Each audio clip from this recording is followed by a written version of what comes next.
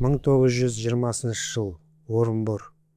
Қазанның қатқыл ызғар кештерінің бірінде оқу-ағарту халық комиссариатының ала-көлеңке кабинетіне елтірі тымағын қолына ұстап еңселі жігіт ағасы кіріп келді. Қолжазбасына шұқшиып отырған комиссар Ахаң Ахмет Байтұрсынұлы бейтаныс жігітке кідіріп қарады да сәлем алды. Бұл Бөкей ордасының ендігі ат үстіндегі азаматтарының бірі, арысы Дәулеткерей, берісі Макардың күйлерін түгендеп тартатын шежірелі күйшісі Махамбет Бөкейхан еді. Әдепкі әдетінше Ахаң Махамбетті қадірлі қонақ етті. Махамбеттің таңға соғып тартқан күйлері, әр күйдің әлқисасына айтқан әңгімесі даланың шежіресінде көрінді. Бұл кеш Ахаңның ел арасынан ән мен күйді жинап таңбаласақ деп жүрген ойын шегелей түсті. Махамбетке Ахаңның ел жайлы, саясат бағдары жайлы әңгімесі әсер еткен болу керек. Бұл кезең өкініш пен үміт, үрей мен батыл қадамдар кезеңі еді. Алаш идеясы мен советтер идеологиясының қиыспайтынын түсінгенімен кеш еді. Қазаққа автономия берілгенімен саяси билік Мәскеуде болды. Кадрлық, экономикалық және әкімшілік басқару шешімі орталықтың қолында қалды. Монотілді халықтың сауатын ашу үшін орыс тілді мектептер жаппай ашыла бастаған еді. Орыс мектептерін жабдықтау, оқулықтармен қамтамасыз ету мен қаржыландыру бойынша алалау осы кезде белең алған. Қазақтың жері әкімшілік басқару желеуімен Ресей облыстарына қосыла бастаған. Челябинск облысына кірген Қостанай уезін Ахмет Байтұрсынұлы мен Мұхамеджан Сералиннің наразылық хатынан соң қайтарды. Советтер пролетарлық мәдениет деген ұранмен дәстүрлі өнерді екінші қатарға ысырып, идеология мен пропаганда құралына айналдырды. Солақай саясаттың алғашқы салдары ашаршылық еді. Ары қарай қандай нәубет күтіп тұрғанын алаштықтар сезген болу керек. Ендігі мақсат бейбіт майдан шебінде бірігу, қайраткерлік қылу тұғын. 1917 жылы қазанда Алашорданың екінші съезінде білім комиссиясы құрылды. Ол комиссияның құрамында Ахмет Байтұрсынов, Мағжан Жұмабаев, Телжан Шонанов, Биахмет Сәрсенов, Міржақып Дулатов болды. Ахан қазақы болмыс мәйегі, ұлттық мұра, шежірелі тарихы, жыр дастаны мен күйі. Әлеумет жұқарған тұста рухани қорымыздан шеттеп қалмайық. Ертең не болары белгісіз. Бірақ ұлттың рухани мұрасын сақтап қалу үшін аянбауымыз керек деген болатын. Кеңес одағы орнаған 20 жылдан 30 жылдарға дейін жаппай қуғын сүргін басталғанға дейін Әлихан бастаған алаш қайраткерлері, олар өздерінің ерте ме кеш пе түгел қуылатынын, қудаланатынын, тіпті енді олардың енді жаппай қырғын қуғын сүргінге ұшырайтынын олар жақсы сезді. Сол себепті 20 жылдан 30 жылдарға дейін жаппай қуғын сүргін саясаты басталғанға дейін олар барлық күшін қазақтың сол төл мәдениетін дамытуға, заманауи мәдениетін дамуға, білімін, ғылымын дамытуға бар күшін салды. Осы бүгінгі біз тұтынатын ұлтымыздың мәдениетінің негізін, ғылымы мен біліміміздің негізін қалап еткен сол Әлихан Бөкейхан бастаған алаш қайраткерлері болды. Мысалы 1985 жылы Оксфорд университетінің Орта Азияны зерттеу орталық ғалымдарының бір керемет тұжырымы бар. 1905 жылдан 17 жылға дейін алаш қайраткерлері қазақ мәдениетінің ренессансын жүзеге асырды. Бұл айтқанда қазақ мәдениетінің ренессансын төңкерісін жасаған алаш қайраткерлері болатын. Ал оны кішкене кеңейтіп айтатын болсақ, осы қазақ ұлттық мемлекеті пайда болған 6 ғасырдың ішінде қазақ мәдениеті тұңғыш рет түбегейлі өзгеріске ұшыраған, түбегейлі қайта құруға ұшыраған дәуір ол 20 ғасыр басындағы алаш дәуірі болатын. Сол алаш дәуірінде ғана осы қазіргі заманауи қазақ мәдениеті мен өнері қалыптасты деп батыл айтуға болады. 20 ғасырдың басындағы басым ғылыми тұжырымдама бойынша тек қана европалық отырықшы мәдениетке ие халықтар прогрессшіл, бүкіл даму кезеңдерін табыспен өткерген. Алайда көшпенді халықтар, соның ішінде әсіресе азиялық христиан емес халықтар даму деңгейінің ең төменгі сатысында орналасқан. Олардың мәдениеті де ең қарабайыр, ең тұрпайы, олардың сөз өнері де сонда қарапайым, тұрпайы болып саналатын. Енді қазіргі таңда қарасақ, бұлардың барлығы нәсілшіл көзқарастар. Алайда 100 жыл бұрын, 20 ғасырдың басында бұл көзқарастар ғылымда кәдімгідей қолдау көрген, ғылымның кәдімгідей мейнстрим деп атасақ болады. Ғылымда мейнстрим, яғни негізгі бағыттардың бірі болған. Енді 20 ғасырдың басында алаш зиялылары бір әлеуметтік топ ретінде пайда болғанда, саяси күреспен қоса мәдени күрес жүргізу өте үлкен қажеттілік болды. Себебі саяси күрес мәдени кімдіксіз болмайды. Егер Қазақстан шарттарына келетін болсақ, қазақ мәдениетінің тарихына үңілетін болсақ, қазақ мәдениеті өте жан-жақты және терең тамырлы. Бұны заманауи антропологтар өте қызық түсіндіреді. Олардың айтуынша, бұл көзқарас 20 ғасырдағы көзқарасқа мүлдем қайшы. Сонда заманауи антропологтардың айтуынша, көшпелі халықтардың мәдени даму деңгейі жоғары болады, салыстырмалы жоғары болады. Себебі ол халықтар әдейі байлық жинамайды. Әдейі байлық жинамағандықтан олардың мәдени құндылықтарды дамытуға уақыттары көбірек болады.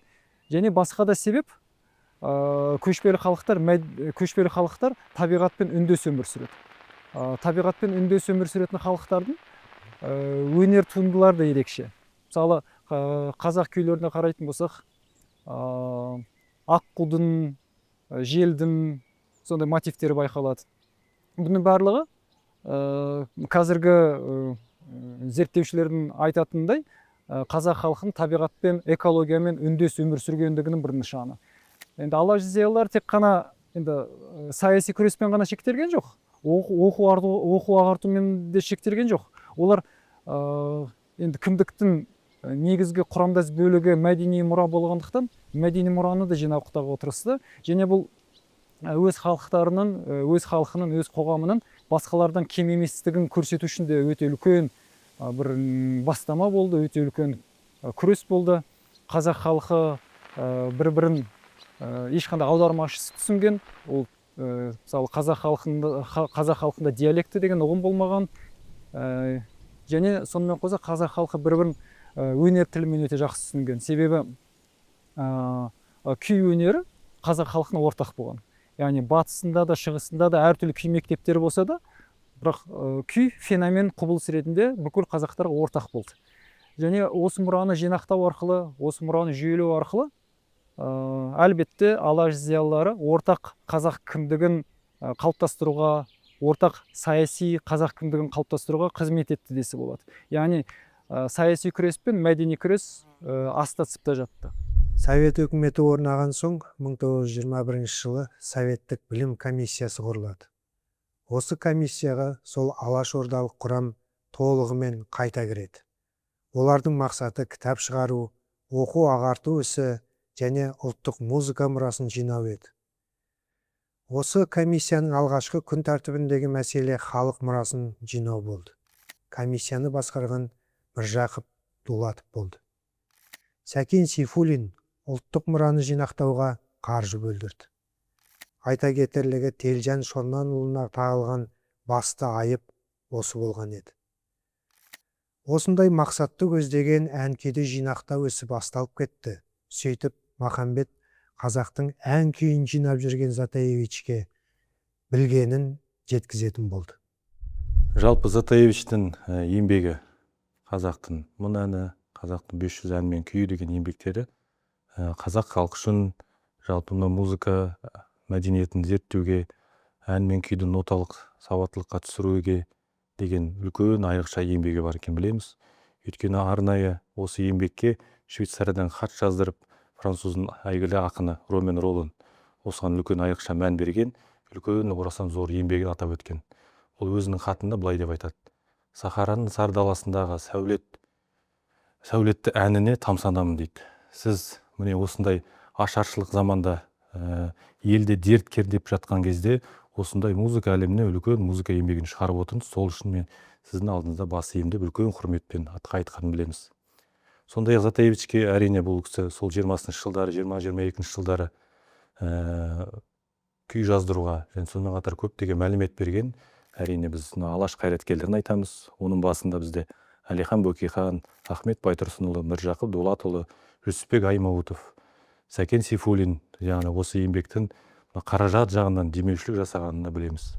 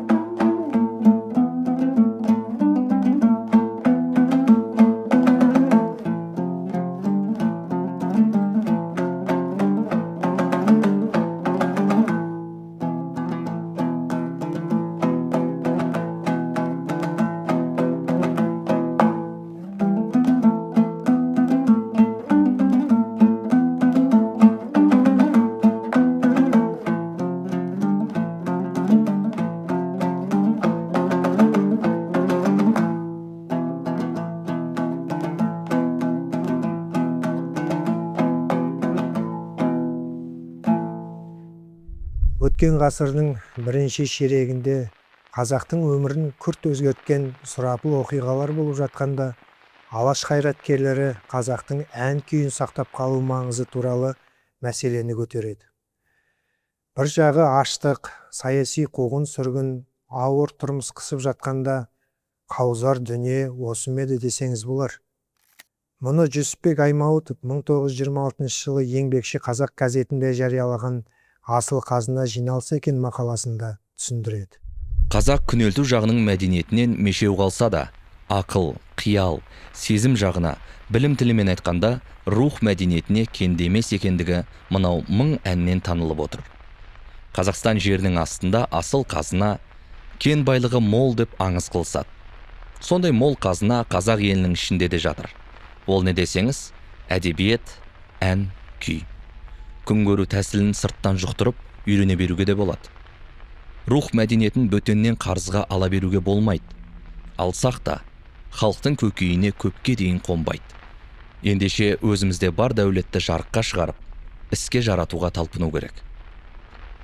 Қазақтың мың әні жазылыпты. Жақсы. Қазақта жалаң ән ғана емес, сол шамалы күй де бар. Күй әлі жазылған жоқ. Әннен де күй терең, күй қадірлі. Әннің айталмағанын күй айтып береді. Әннен де күй кәрі, күй қартайып, жоғалып барады, азып барады. Кейде күйттейін ел азайып барады. Қазақтың көне дәуірден келе жатқан шығармашылық мұрасын, оның ішінде мынау орыс, неміс түркітанушысы Радловтың, орыстың әйгілі этнограф ғалымы Потаниннің, оның үзеңгілесі Уткиннің, одан кейін мына кеңес дәуірінде Затаевичтің қазақ даласына келіп, қазақтың ауыз әдебиеті үлгілерін, күйлерін жазып, оны табаққа түсіріп, осы бүгінгі ұрпаққа жеткізуіне себепкер болған, соған бар атсалысқан, соларға ақыл кеңес берген, соларды қазақ даласына жолдаған ол алаш қайраткерлері болатын. Осыны ұмытпайық. Мысалы, тіпті Затаевичтің алдымен 500 қазақтың ән күйі, одан кейін 1000 ән күйін жинауына, оларға сосын қандай әннің қай заманда туған, кімнің орындаған, сол жағынан барлығынан ақыл кеңес беріп отырған кім? Әлихан Бөкейхан, Ахмет Байтұрсынұлы, Міржақып Дулатұлы, Әбілқайыр ханның тікелей ұрпағы Науша Бөкейхан және тағы басқалар болатын. Міне осы жағынан бұл қазақтың көптөлі мәдениетін өз елінде жинап қана қоймай, болашақ ұрпаққа үшін сақтап қана қоймай, оны бүкіл әлемге танытуға бар күшін салды. Алаш қозғалысын жалпы біз тарихтан білеміз, үлкен мәдени, саяси, идеологиялық және рухани тұрғыдан үлкен тарихи құбылыс болғанын білеміз.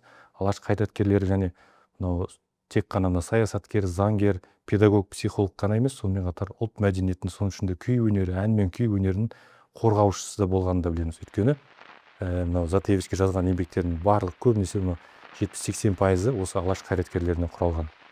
Ахмет Байтұрсынұлы менің осы еңбегіме әрдайым зор ықыласпен қарады. Ол маған жүйелі түрде өзінің дәптеріне жазып жүрген барлық әндерді Торғай, Қостанай, Ақтөбе, Бөкей және Қарқаралы өлкелерінің, соңғысы Семей облысы әндерін жеткізіп отырды.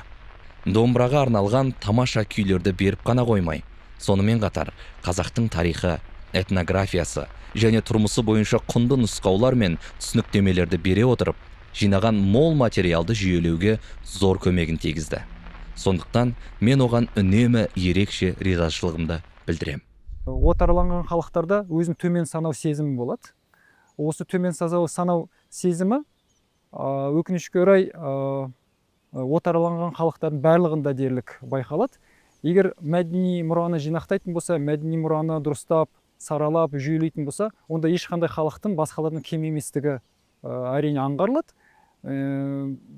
Енді мен ойымша алаш зиялылары мәдени мұраны, қазақтың мәдени мұрасын осы тұрғыдан да осы мақсатпен де жинақтады, осы мақсатпен де жүйеледі деп айтуға болады. Алаш зиялылары эмпатияға өте жақын, эмпатиясы дамыған тұлғалар болды. Өз халқына жан ашыды, қаншалықты олар білімді, сол кездің ең беделді дипломдарына ие болса да, олар өз бастарын күйттеп, тек қана жеке бастарын ойлап кеткен жоқ. Олар халқы үшін, енді халқының азаттығы үшін, келешегі үшін қызмет етті. Яғни тек қана өзінің жеке басын ойлап карьера жасаған адамдар емес. Алайда олар сол кездің ең атақты, ең мықты университеттерін бітірген тұлғалар болатын. Яғни бұл эмпатияның көрінісі, себебі сол кезде езілген, сол кезде әділетсіздік көрген халықтың жағдайын ойлап, оның келешегі үшін, құқықтары үшін күресу, ол мен ойымша эмпатияның бір нышаны, белгісі. Эмпатия мен өнер тікелей байланысты. Себебі қазіргі заманауи зерттеушілердің айтуынша өнер эмпатияны дамытатын, эмпатияны қалыптастыратын өте маңызды құбылыс, өте маңызды дүниелердің бірі. Және басқа да алаш зиялылардың сипаты, ол эмпатияға да тікелей қатысы бар, әділдік сезімі. Өнер адамдары әрине әділдікке де жақын болады. Себебі көп жағдайларда әсіресе езілген, отарланған халықтарда әділетсіздікке қарсы сезімді өнер арқылы көрсеткен, өнер арқылы білдірген.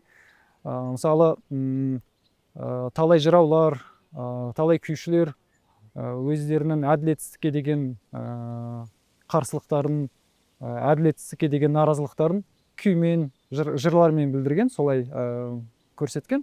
Және әлбетте алаш зиялылары олардың эмпатиясы жоғары болса, әділетсіздікке қарсы әрекет еткен тұлғалар болса, олар бұндай өнерді тек қана қолдайды, бұндай өнерді тек қана жинақтап, оны жүйелеуге тырысады. Яғни былай да айтуға болатын шығар, алаш зиялылардың саяси, адами мүдделері мен сол кездегі отарланған қазақ халқының өнердің мақсаты, яғни халықтың тек қана көңіл күйін көтеру ғана емес, тек қана еріктіру ғана емес, сонымен қоса езілген халықтың мұны мұқтажын айту, өнер тілімен айту, әділетсіздікке қарсы тұру деген мүдделер, осы екі жақтың мүддесі бір жерден шықты деп айтуға болады. Яғни өнер адамдарының әділетсіздікке деген қарсы тұруы мен алаш зиялыларының отарлау күштеріне қарсы саяси күрестері, оққа ағарту күрестері бір жерден шықты деп айта аламыз. Отарлау саясатының қауіпті тұстарының бірі ұлттың рухани өзегін ғана емес, ғасырлар бойы мұрасын атадан балаға жеткізіп келе жатқан адамдардың атын өшіру. Олардан қалған асыл қазынаның көзін құрту. Ел аузында дәулескер күйші болған деген атағы ғана қалған Боғда, Абыл күйшілердің мұрасынан саусақпен санарлық күй ғана жеткен. Дүйім қазаққа танымал Дәулеткерейдің де күйін ұмытып, аты ғана қалар ма еді ағайынды Махамбет, Науша, Ғабдол Хакім, Бөкейхановтар болмаса. Бұл арда азаматтардың еңбегі, қазақ күйін ұлықтаудағы үлесі ұшан теңіз. Алайда тағдыры сондай күйінішті.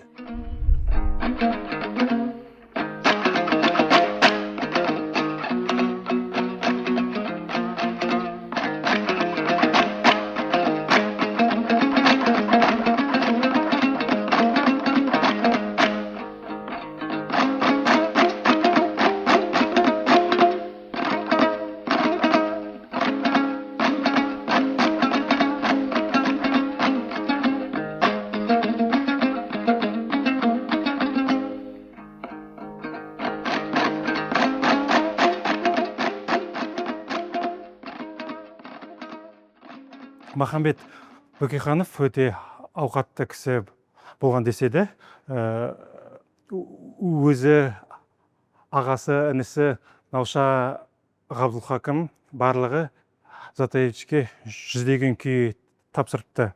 Әсіресе ел арасында Махамбет Бөкейханның бір қора жылқысы аңыз қылып айтылады. Әсіресе бұл бәйге аттарын баптаған жақсы көрген екен. Совет одағы келген кезде Махамбет өз еркімен 800 жылқыны ет фермасына тапсырыпты. Құрманғазы, Дәулеткерей, Әлікей, Сейтек, Макар, тағы да басқа халық күйшілерінің көптеген күйлері Махамбет арқылы біздің заманға жетті. Затаевич Махамбеттен қазақ халқының 500 ән күйі жинағына кірген Бай Жұма, Бұлбұл, Ойбай балам, Жошы, Шора, тағы да басқа 28 күй жазып алған. Махамбеттің өзінің жаңа ауыл би күйі секілді бірнеше күйі ғана жеткен. Дәулеткерейдің күйлерін насихаттағанда Махамбетпен қатар оның аға інілері Науша, Ғабдол Хакім, Бөкейхановтардың есімі қатар айтылады. Ғабдол Хакім Затаевичке қазақтың шалқыма, Қосалқа, Мерген, Соқырешжан күйлерін, Екі жирен, Атырау, Қарашаш, тағы басқа жалпы саны 27 ән мен күйін жаздырған. Науша Дәулеткерейдің туған жиені. Ол Затаевичке 23 күй жазып қалдырған. Наушаның өзі дәулескер күйшілер Салауаткерей мен Макар Жаппаровтың шәкірті болған. Махамбетке оралайық. Ауыз түйіс қиын заманда ол ел ішінде қалмай, өнер жолының қалыптасуына Затаевичпен кездесуі зор ықпал етті.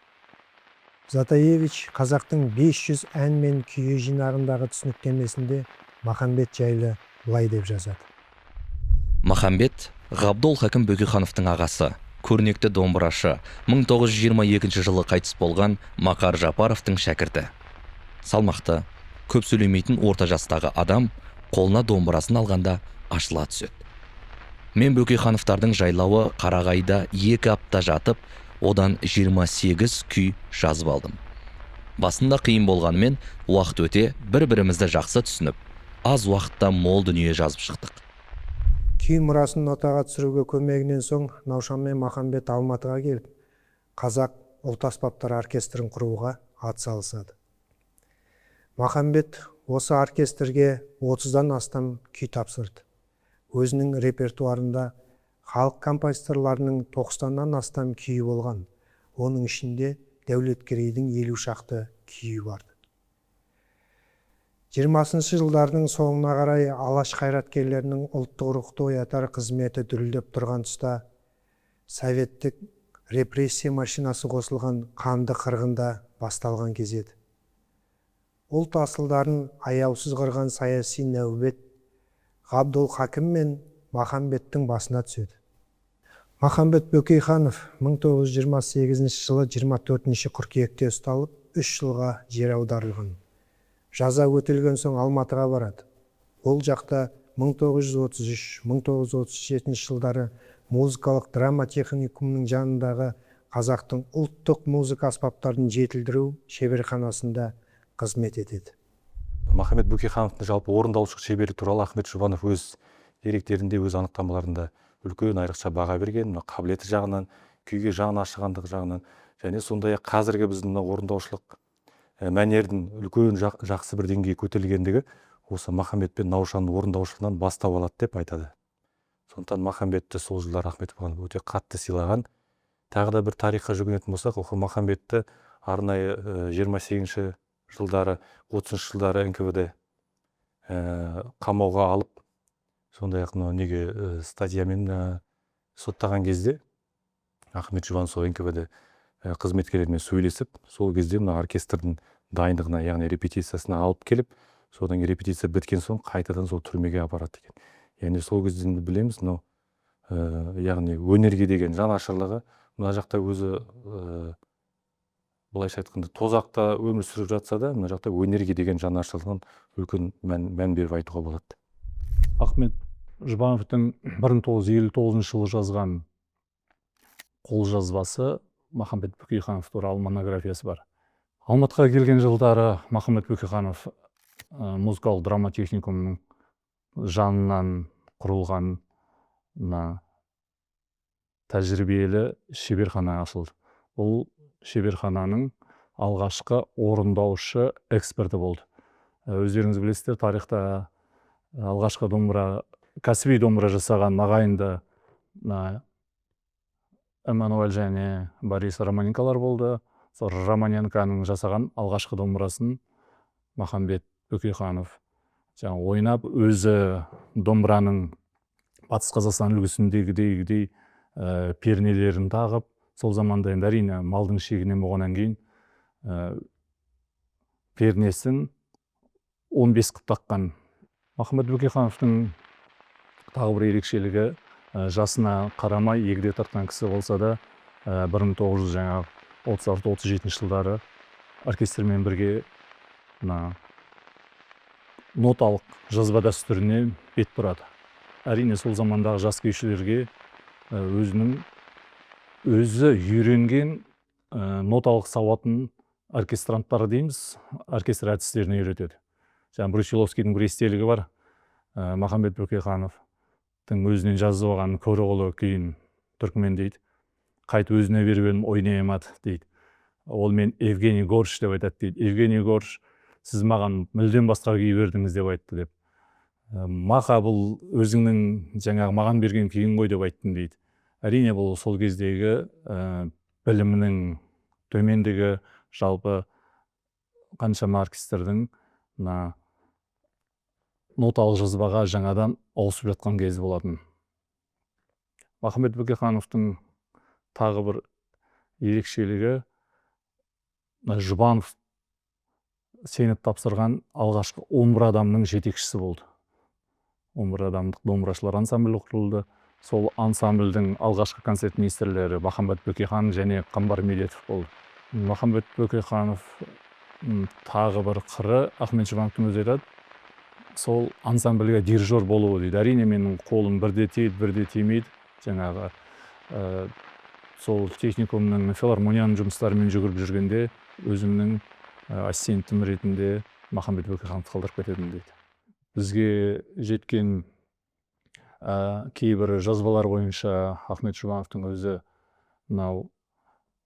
Махамбет Бөкейхановты асқан күйшілігімен, дарынымен, өзінің қаншама күйді алып келгенмен, және де сол күйшілердің бүкіл өмірбаянын қандай күйді қалай тартқаны туралы жеткізгенін мәлімдейді. Және өз жанынан күйлер шығарғаны туралы деректер бар. Оркестрдегі үлкен кісілер айтады, сол бір 37-ні құт қашырған 37 дейді. Әрине біз мына репрессия десек, біздің ойымызға бірден Алаш ордашылар еске түседі. Дей тұрғанмен ол репрессия жылдары қазақтың қай жағынан болмасын, ол қаласы болсын, ауылы болсын, сол заманда біраз тұлғалар сол репрессияның құрбаны болып кетті. Оның ішінде Құрманғазы оркестрінен атақты күйші, сонау кет болған Ақсақ Құланын алып келген Қамбар Медетов, және осы Махамбет Бөкейханов ілініп кетті. Оркестрдің ардагері, домбыра контрабас аспабының әртісі, қазір еңбек сіңірген артисі Бақтияр Құбайжановтың бір естелігінде 1937 жылы Махамбет Бөкейхановқа ханның тұқымы, жаңағы байдың баласы деген айып тағылды дейді. Бір күн бұрын арнайы КГБ дейміз ғой, ол кезде НКВД дейді, ұлттық қауіпсіздік комитетінің адамдары жиналыстың жаңағы бүкіл қағаздарын бәрін жөндеп, өздерінің адамдары бары, қатысшылары, және де арамыздан 1-2 кісінің сөйлететіндей дайындап қойды дейді. Оны енді кейін айтып жатыр ғой. Сонда былайша айтқанда, сол дарынды күйшіні өзіміз қолымызбен ұстап бердік қой дейді. Оркестрде келді, байдың тұқымы, бұндай мемлекеттік мекемеде жұмыс істемеу керек, оркестрге жаңағы бір ұят келтіреді деген бір сондай бір лозунгылар болады. Бірақ сол жарты сағаттың ішінде сол ұлы күйшінің өмірбаянын, былайша айтқанда өмірін балтамен шауып тастадық дейді. Сол жиналыстан 3 адам сөйлегеннен кейін Махамбет Бөкейхановты кісен деп алып кетті. Сол алып кеткеннен көрмедік, 38 жылы атылып кеткен дейді. Осы тұрғыда Ахмет және Құдайберген Жұбановтардың күй өнерін зерттеудегі еңбегін айта кеткенді жөн көріп отырмын. Әңгіме Құдайберген Жұбановтың күй тілі мақаласы туралы. Ленинград консерваториясын тәмамдап, Алматыға келдім. Жан жақты жұмыс басталды. Ансамбль құру, музыкалық аспаптарды іріктеу жұмыстары көп қажыр қайратымды алды. Десе де домбыра, қобыз, сыбызғы аспаптары жайлы мақала жазайын деп шештім. Бастадым. Бірақ жазылғандар көңіліме қонбай жүрді. Сондай бір күні жазу үстелімнің қасына ағам Құдайберген Жұбанов келді. Не жазып отырсың? Бәленде түген деп жауап бердім. Өзіме ұнамай отырғанын да ескерттім. Ағам қағаздарды қолына алды да, көз жүгіртіп, мен алып кетейін деді. Қарсы болмадым. Кейін менде іссапар болды. Жолға шығып кеттім. Біраз уақыт өткен соң ағамның үйіне бардым. Жазу үстелінде қағаз шашылып жатыр екен. Алып қарасам, күй жайлы тамаша жазылған 20-30 беттік мақала. Мен жазған шатпақ емес, кәдімгі зерттеу жұмысы. Ешкімге айтпай, сол қағаздарды алып кеттім. Ең соңында, енді зерттеу жұмыстары музыка мамандарының еншісінде дегенді қостым да, Қызылордадағы баспаға бердім. Үнемі жұмыс басты болып жүрген ағам қағаздардың жоқтығына да мән берген жоқ. Кейін алдына барып, баспадан шыққан кітапшаны ұстаттым. Мұны көрген ағам, жүгірмек, мынаны қашан үлгеріп жүрсің деп күліп қояды. Қазақтың табиғатында, болмысында түсінбеген, елемеген совет өзіне беймәлім тілді, яғни күйді, оны дәріптеуші күйшілерді де жау көруі түсінікті де сияқты. Ал Махамбет пен оның бауыры Ғабдылхакімге келсек, 1937 жылы ағайынды Махамбет пен Ғабдылхакім Бөкейхановтармен қоса аты жоғарыда аталған Құдайберген Жұбанов қазаққа қарғыс боп деген 58-ші баппен сотталады. Махамбет Бөкейханов 1937 жылы Алматыда музыкалық техникумда жұмыс істеп жүріп қайта ұсталып, осы жылдың 1 желтоқсанында үкім шығып атылады. Бауыры Ғабдылхакім мен Құдайберген Жұбанов 3 айдан соң 1938 жылы 25 ақпанында бір күнде атылды. Үшеуінің де сүйегі Алматы облысы Талғар ауданы Жаңалық ауылындағы осы бауырластар зиратында жатыр.